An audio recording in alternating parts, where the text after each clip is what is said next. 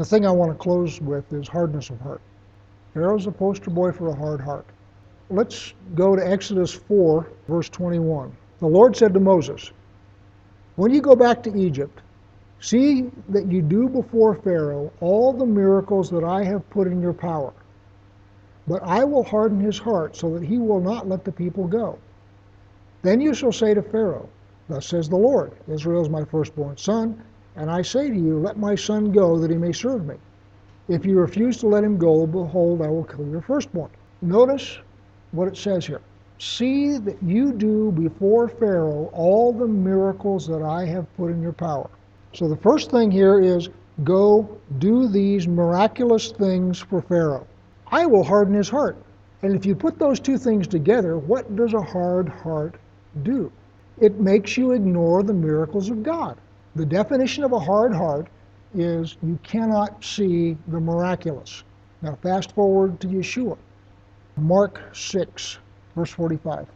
Immediately he made his disciples get into the boat and go before him to the other side, to Bethsaida, where he dismissed the crowd, and after he had taken leave of them, he went up to the mountain to pray. When evening came, the boat was out on the sea, and he was alone on the land. And he saw that they were making headway painfully, for the wind was against them.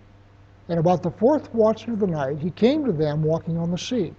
He meant to pass by them, but when they saw him walking on the sea, they thought it was a ghost, and they cried out.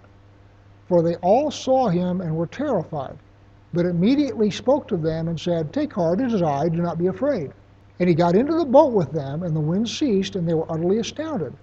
For they did not understand about the loaves, but their hearts were hardened.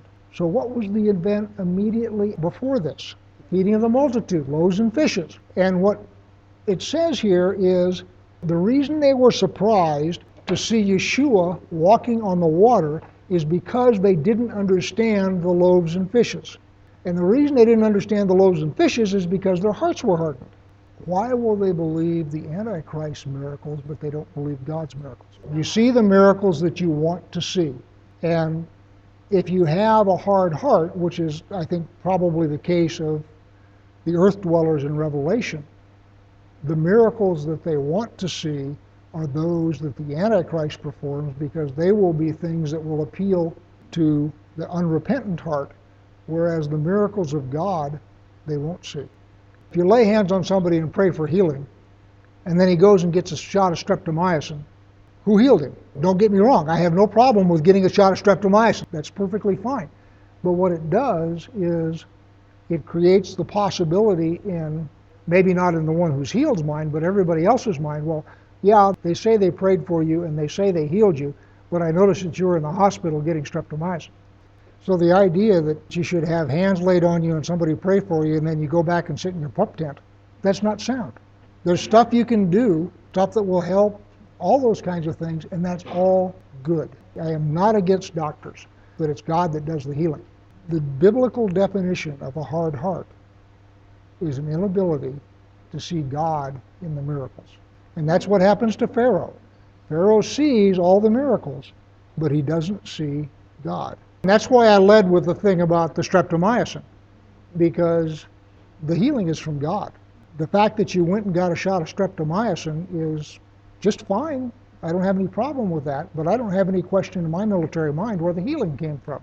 But somebody with a hard heart will look at that same thing and will not see God in it. Please consider becoming a sponsor. You can sponsor us for as little as $1 a month.